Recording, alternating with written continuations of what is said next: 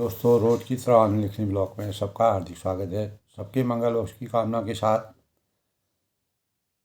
प्रेरणादायक विचारों के अनुक्रम में दोस्तों आज योग में संकल्प तथा धैर्य की कामना के परिणाम स्वरूप मन यतो यतो यतो निश्चलति मनस चंचल स्थितम। यतो यतो निश्चलति मनः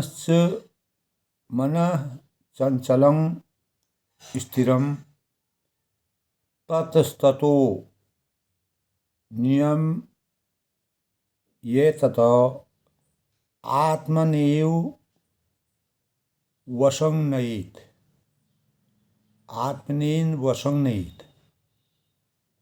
यतो यतो निश्चलति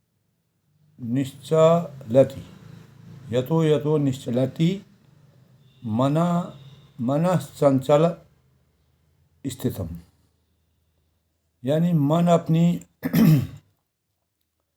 चंचलता तथा अस्थिरता के कारण जहाँ कहीं भी विचरण करता है और मनुष्य को चाहिए कि उसे वहाँ से खींचे और अपने वश में ले आए, जहाँ हमारे मन की अंतःस्थिति चल रही है। तो भगवद गीता में दोस्तों में एक जगह कहा है कि यही असली योग विधि है। भगवद गीता के 6 अध्याय के 26वें श्लोक में कहा गया है कि यही असली योग विधि है। मन अपनी चंचलता और अस्थिरता के कारण जहाँ कहीं भी विचरण करता हो, जहाँ कहीं भी वह अनुरक्त हो, तो मनुष्य को चाहिए कि उसे वहीं से खींचे और वश में लाए।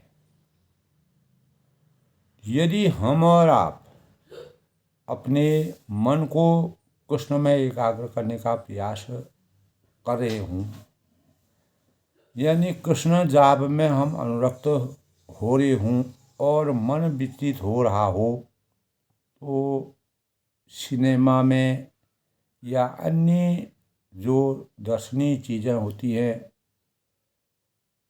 या अन्यत्र जहाँ हमारा मन जा रहा हो, तो हमको और आपको सोचते हुए मन को वापस लाना चाहिए। यही यहाँ वहाँ नहीं, जहाँ यहाँ आओ, यही योग है। यानी स्थिरता के सौजन्य को स्थिरत्व भाव से जगाना, मन को कृष्ण से दूर न जाने देना। तो चैतन्य महाप्रभु ने कृष्ण भावनामृत में यही विचार मंथन किया है कि मन की एकाग्रता को संयमित रखने के लिए मन अपनी चंचलता और अस्थिरता के कारण अगर कहीं इधर उधर विचल जाता है, तो उसको कृष्ण जाप के द्वारा हम नियंत्रित करने में कामयाबी हासिल कर सकते हैं।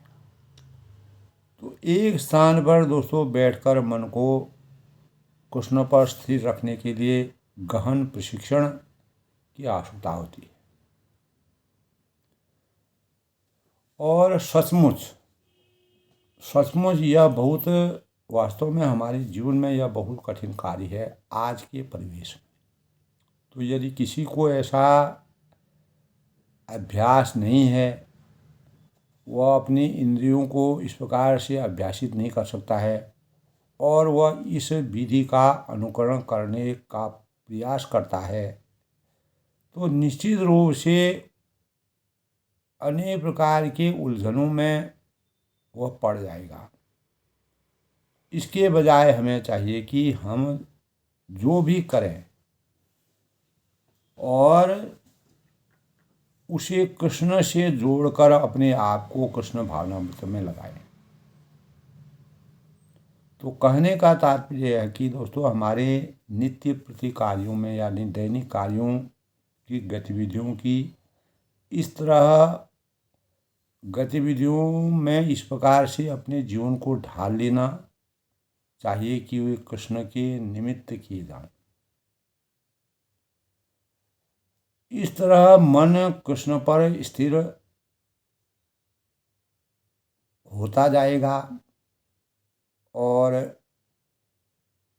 जैसा कि पहले भी अनेक भावों में कृष्ण भावनामृत में कहा गया है कि हमें एक स्थान पर बैठकर नाक के अगले सिरे पर टांगने का प्रयास करना चाहिए। संप्रति उस प्रकार के योग में लगाना बनावटी समझा जाएगा। तो प्रत्युत संस्तुति विधि तो जोर जोर से करे, हरे कृष्ण कीर्तन करने और उसे सुनने की जिसको लालसा या इच्छा या श्रद्धा के भावों का संचार जिसके अंतःकरण में हो जाता है, तब यदि हम मन विचलित भी अगर हमारा हो तो वह कृष्ण ध्वनि पर एकाग्र होने के लिए, एकचित होने के लिए, केंद्रित होने के लिए बाध्य होगा। तो मन को हर वस्तु से हटाने की आवश्यकता नहीं, वह स्वयं हट जाएगा, क्योंकि तब वह ध्वनि पर एकाग्र होगा। यदि हम किसी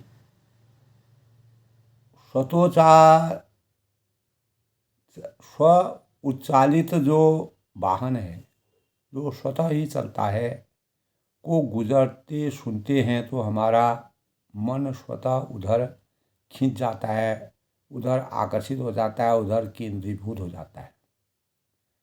इसी तरह दोस्तों, अगर हम विचार मंथन करें, यदि हम निरंतर हरे कृष्ण कीर्तन या नाम जप करते रहें तो हमारा मन स्वतः कृष्ण पर स्थिर होना स्वाभाविक है। प्रयोगात्मक अध्ययन और रोज दैनिक कार्य में योग की पराकाष्ठा इस बात को सत्यता के प्रतीक के रूप में संभव है। यदि हम तमाम अन्य बातें सोचते हैं, उसमें अभ्यस्त रहते हैं, तो मन का स्वभाव चंचल तथा अस्थिर है, क्योंकि मन जो है डोलता रहता है और उसमें अनेक प्रकार की क्रिया प्रतिक्रियाओं का आदान प्रदान नित्य प्रतिदिन होता रहता है, हर घड़ी, हर पल, हर क्षण, प्रति क्षण। किंतु एक स्वरूप सिद्ध योगी जो होता है को अपने मन को नियंत्रित करना होता है। तो सिद्धि योगी जब सिद्धि की प्राप्ति करते हैं तो उनके अंदर जो वास्तविक शक्ति का संचार होता है, तो मन को उस पर नियंत्रित नहीं करना है। संप्रति मन हमें नियंत्रित कर रहा है, यानी गोदास मन हमसे कह रहा है कि महाशय, उस सुंदर लड़की की ओर क्यों नहीं देखते, और हम उधर देखने जाते हैं तो वह कहता है कि उस बढ़िया शराब को क्यों नहीं देखते, क्यों नहीं पीते। और हम कहते हैं कि अवश्य मन कहता है कि यह सिगरेट क्यों नहीं पीते। तो कृष्ण भावनामृत में इस बात से अनेक चीज़ों से जिस प्रकार से मन को केंद्रित करने के भावों का संचार किया है, तो हम कहते हैं कि अवश्य अमुक स्वादिष्ट भोजन के लिए इस भोजनालय में क्यों नहीं जाते। तो तमाम प्रकार की जो सामाजिक बुराइयां हैं या अच्छाई है, उन बातों का समावेश हमारे अंतःकरण में होता है। यह क्यों नहीं करते और वह क्यों नहीं करते, ऐसा क्यों नहीं किया, वैसा क्यों नहीं किया, इस तरह मन अनेकों अंतर गतिविधियों में विचरण करता रहता है और हम अपने रौब जमाना चाहते हैं, अपना प्रभुत्व जमाना चाहते हैं और हम उसका पालन करते हैं। भौतिक जीवन का अर्थ है दोस्तों कि इंद्रियों द्वारा या समस्त इंद्रियों के केंद्र मन द्वारा नियंत्रित होना। मन द्वारा नियंत्रित होने का अर्थ है कि इंद्रियों द्वारा नियंत्रित होना, क्योंकि इंद्रियां मन की सहायक होती हैं। यानी स्वामी मन आदेश देता है, जाओ और देखो। तो शिक्षा यानी जिसका हम शरण में रहते हैं, जिससे हम ज्ञान प्राप्त करते हैं, जिससे हम मन को केंद्रित करने के कृष्ण के स्वरूप में विराजते हैं, तो वह हमको आदेश देते हैं कि जाओ और देखो। तो आंखें मन के निर्देशान, जिस प्रकार मन हमको निर्देश देता है, इंद्रिय विषय पर दृष्टि डालता है। तो मन हमें किसी स्थान पर जाने के लिए कहता है और पांव मन के निर्देशानुसार हमें वहाँ ले जाते हैं। तो इस तरह दोस्तों, अगर हम मन के निर्देशन में होने का अर्थ है कि इंद्रियों के नियंत्रण में रहना, यानी जो हमारी इंद्रियां हमको कहेंगी, जो हमको सूचना मिलेगी, उसी सूचना के अनुसार हम अपने कार्यों को संपादित करने में समर्थवान होंगे और हमारा मनसा वाचा कर्मणा से हम पूर्ण रूप से उसमें आसक्त होंगे। यदि हम दोस्तों मन को नियंत्रित कर सकें तो हम इंद्रियों के नियंत्रण में नहीं होंगे। जो व्यक्ति इस सांसारिक भौतिक जीवन में इंद्रियों के नियंत्रण में होता है, वह गौ दास कहलाता है। असली गौ दास वही है। गौ का अर्थ होता है दोस्तों इंद्रियां, तथा दास का अर्थ है सेवक, इंद्रियों का सेवक। जिस प्रकार एक राजनीति की जो है वह जनता की सेवा करता है, उसी प्रकार गौ सेवक जो है, गौ दास जो है, वह अपनी इंद्रियों का दास कहलाता है, इंद्रियों के अनुसार कार्य करता है। इंद्रियां जिस प्रकार से कार्य को करने के लिए कहती हैं, क्योंकि स्वामी का अर्थ है मालिक, तो मालिक के निर्देशानुसार हमारा अंतः मन मालिक है और सेवक हमारी इंद्रियां हैं। और इंद्रियां हैं और दास, तो उन इंद्रियों को सही स्वरूप में संचालित करने के लिए मालिक का जो आदेश होता है, मस्तिष्क का जो आदेश होता है, वही हम करते हैं।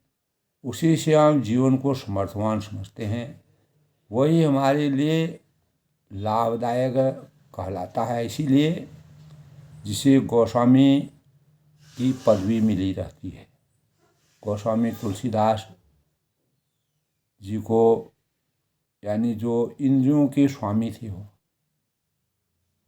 समस्त इंद्रियों को केंद्रित करके राम जाप नाम, राम के नाम के जाप से उनको ज्ञान की आस्था का स्वरूप उनके अंतःकरण में जागा, तभी उन्होंने अपनी पत्नी से विरक्त होकर धिक धिक ऐसे प्रेम को कहा करूँ मैं नाथ, ऐसी जो श्री राम पर हुआ ही नहीं भावित। अस्थि चरण में देहमय और तामे ऐसी प्रीत, ऐसी जो श्री राम पर हुआ ही नहीं भावित।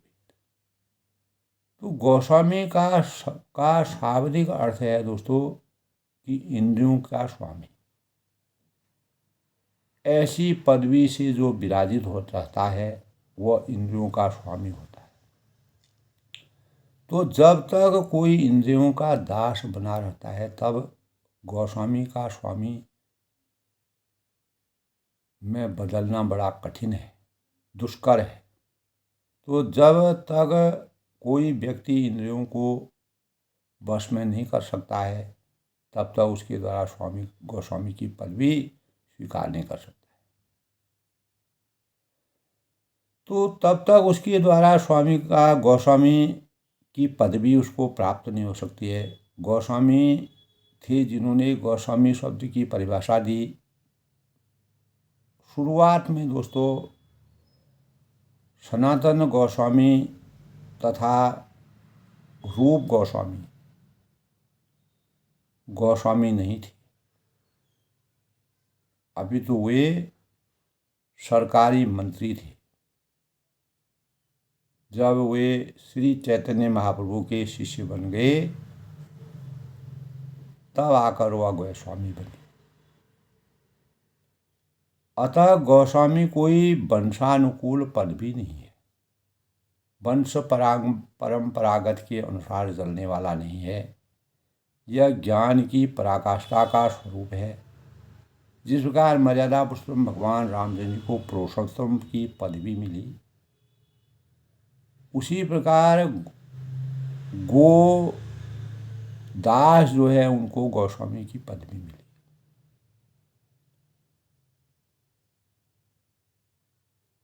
तो दोस्तों गोस्वामी कोई वंशानुकूल पदवी नहीं है, इसलिए कहा गया है।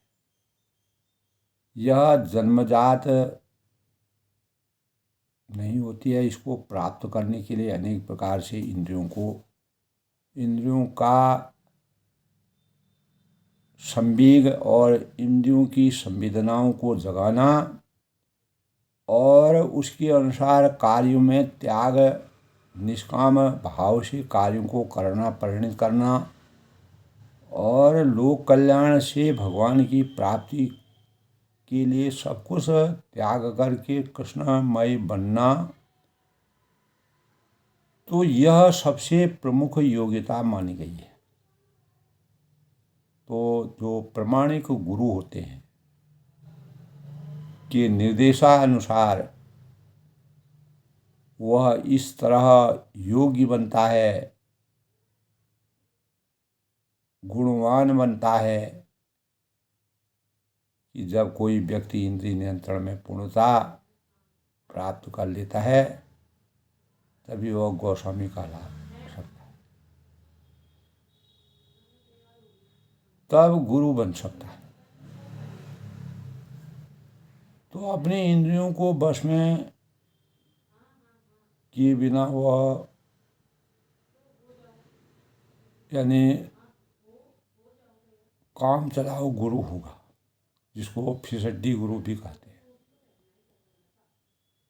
तो इसकी व्याख्या रूप गोस्वामी ने उपदेशामृत में की गई है।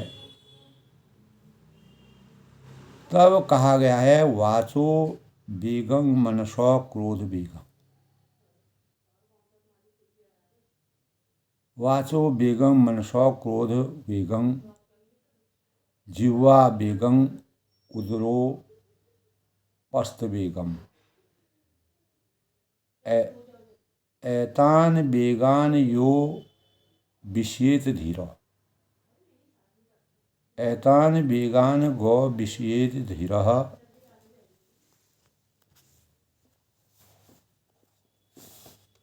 और सर्वम धीमा पृथ्वी सह शिष्यात्, यानी सर्वम धीमा पृथ्वी सह शिष्यात्। धीर व्यक्ति जो होते हैं, मर्यादा पुरुषोत्तम भगवान रामचंद्र जी धीरता के प्रतीक थे, धैर्यशाली थे। धीर व्यक्ति जो होते हैं, जो धीरता के प्रमाण होते हैं, को बोलने के वेग, मन की मांगों, क्रोध के कार्यों तथा जीव, उदर और जननांगों की उत्तेजनाओं को सहन करने की उसमें क्षमता होती है। तो वह विश्व भर में, पूरे जगत भर में, पूरी सृष्टि भर में शिष्य बनाने के योग्य होते हैं। इसलिए दोस्तों, अनेकों जगह रूप गोस्वामी 6 वेगों का उल्लेख करते हैं। रूप गोस्वामी का जो है वह 6 वेगों का उल्लेख करते हैं। यह वेग एक प्रकार की उत्तेजना है। अगर हम उदाहरण के रूप में यह भी कह सकते हैं, जब हमें शौच करने की इच्छा होती है तो हम उस उत्तेजना को रोक नहीं पाते, इसीलिए इसे वेग कहते हैं। रूप गोस्वामी के अनुसार 6 वेगम हैं। वाचो वेगम, यानी वाचो वेगम व्यर्थ बातें करने की उत्तेजना, शौक है। और यह एक प्रकार से जीव, यानी जो हमारी जिह्वा होती है, का वेग है। तब आता है क्रोध वेगम, वाज वेगम, क्रोध वेगम, अर्थात क्रुद्ध होने की उत्तेजना। जब हमें क्रोध आता है तो हम अपने को रोक नहीं सकते, और कभी कभी लोग उसे क्रुद्ध हो जाते कि वे हत्या भी कर डालते हैं।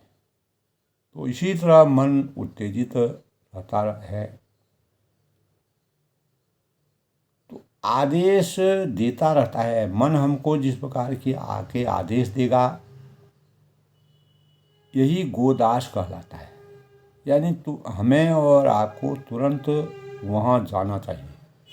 अगर मन हमारा आदेश देगा तो वह हमको वहाँ भेजेगा, और हम वेग से ही वहाँ तुरंत जाएंगे, और हमें वहाँ जाने की को कहा जाता है, हमें सूचना मिलती है, और वहाँ जाने के लिए हम प्रेरित होते हैं, वहाँ तुरंत जाते हैं। जिह्वा बेगम द्योतक है कि स्वादिष्ट भोजन चखने के लिए उत्तेजित होना। बड़ा गूढ़ रहस्य दोस्तों, समझने की बात है। तो जिह्वा बेगम द्योतक किसका है? स्वादिष्ट भोजन चखने के लिए उत्तेजित होना। उदर बेगम द्योतक है पेट की उत्तेजना का। यद्यपि पेट भरा रहता है और फिर भी अधिक खाना चाहता है, यही उदर बेगम है। जब हम जीव तथा उदर के बेगों के सामने झुक जाते हैं, नतमस्तक हो जाते हैं, और अपने इंद्रियों को विचलित कर देते हैं, तो जो हमारे जननांग के वेग अति प्रबल हो उठते हैं और संभोग की आवश्यकता पड़ती है। यदि कोई व्यक्ति अपने मन या अपनी जीव पर नियंत्रित नहीं कर पाता है या उन पर लगाम नहीं लगा सकता है, तो वह अपने जनन इंद्रियों को जिस तरह नियंत्रित कर सकता है, इस तरह अनेकानेक वेग हैं, जिसमें शरीर एक प्रकार का वेग यंत्र बनकर रह जाता है। जिस प्रकार मशीन में विभिन्न प्रकार के पुर्जे होते हैं, हर पुर्जे का अपना अपना कार्य है, उसी प्रकार मानव जीवन में अलग अलग जिह्वा वेग है, उदर वेग है, जननांग वेग है, स्वाद वेग है और उत्तेजना वेग है, क्रोध वेग है। तो इसीलिए दोस्तों रूप गोस्वामी यानी हमें बताते हैं, जो हमारे स्वामी हैं रूप के गोस्वामी, हमको बताते हैं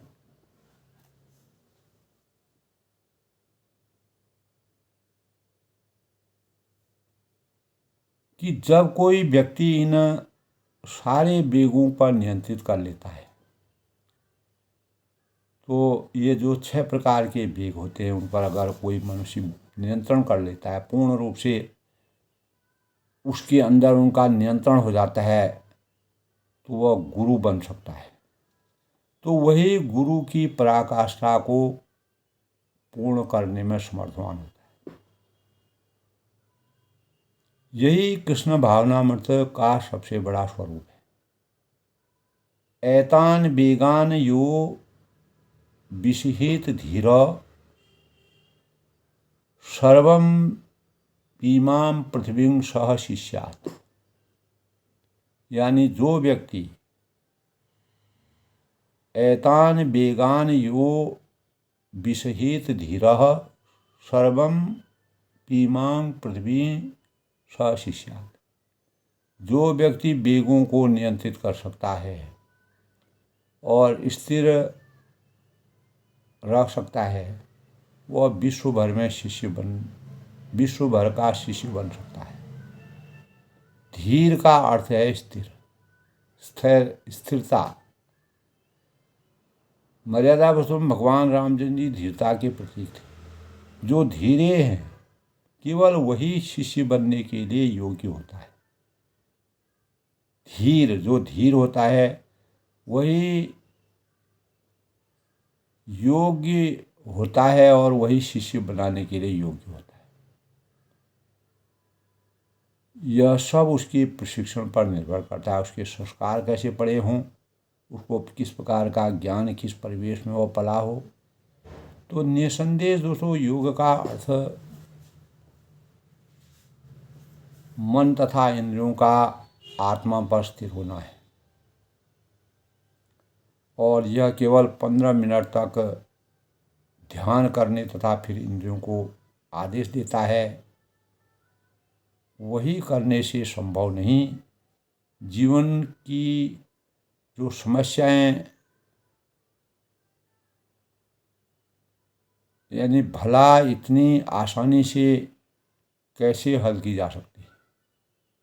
तो यदि हम कोई बहुमूल्य वस्तु चाहते हैं, उसकी ज़रूरत हमको है, अपेक्षा है, तो हमें मूल्य चुकाना पड़ता है। जैसा उसका मूल्य होगा उसके अनुसार उसको खरीद सकते हैं, उसको प्राप्त कर सकते हैं।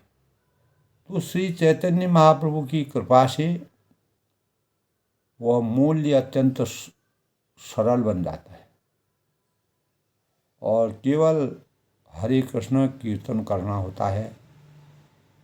हमारे कीर्तन करने के यह योग पद्धति नियंत्रण की एक पद्धति है, चुस्त करती है, बनती है। तो कहा है यह हिते सर्व सिद्धि हैवे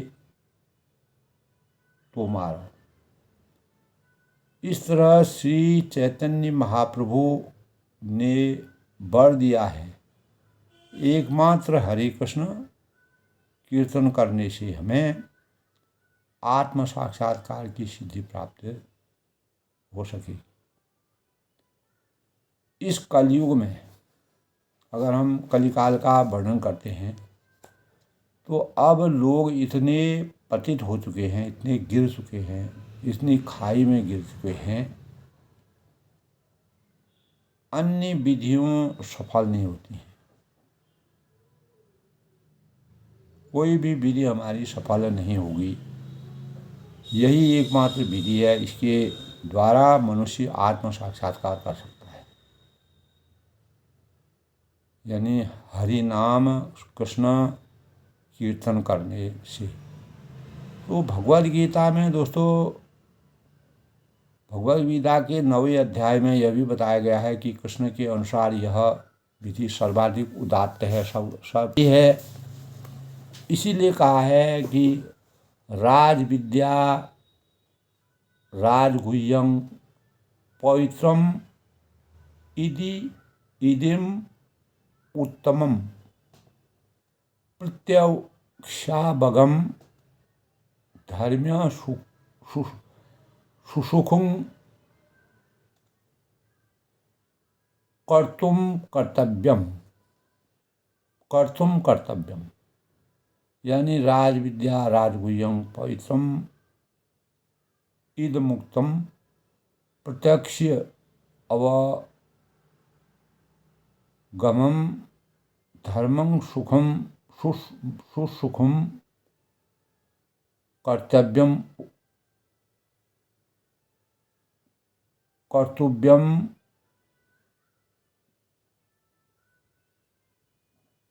तो यह ज्ञान सब विद्याओं का राजा है। जितनी भी विद्याओं को हम ग्रहण करते हैं, अगर ये ज्ञान हमारे अंतःकरण में संचित हो जाता है तो यह विद्याओं का राजा कहलाता है, जो समस्त रहस्यों में सर्वाधिक गोपनीय है। इस परम शुद्ध, और यह परम शुद्ध है, पवित्रता इसमें है, क्योंकि यह आत्मा की प्रत्यक्ष अनुभूति कराने वाला होता है। अतः हम धर्म की परिणति हैं, यह अविनाशी है और अत्यंत सुखपूर्वक संपन्न किया जा सकता है। तो भोजन करने के बाद मनुष्य यह समझ सकता है, जान सकता है कि उसकी भूख शांत हो गई है। इसी प्रकार हम जो भी हमारे इंद्रियों गत जो भी कार्य होते हैं, जब वह कार्यों की परिणति हम पूर्ण कर लेते हैं तो हमारी भूख जो है वह शांत हो जाती है। इसी तरह अगर हम योग साधना की अंत से कृष्ण भावनामृत रूपी भावों, कृष्ण स्वरूप में अपने ध्यान को पूर्ण रूप से नियमितीकरण करके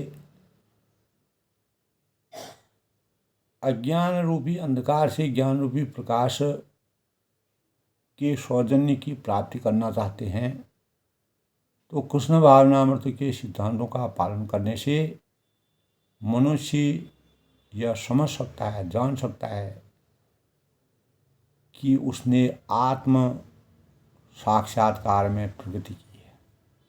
तभी हमको पता चलता है कि हम आत्म साक्षात्कार के सही मानकों में पूर्ण रूप से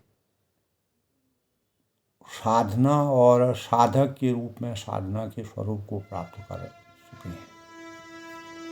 तो इस प्रकार दोस्तों, यानी आज के प्रेरणादायक विचारों में मन अपनी चंचलता तथा अस्थिरता के कारण जहाँ कहीं भी विचरण करता हो, तो मनुष्य को चाहिए कि उसे वहाँ से खींचे और अपने वश में लाए।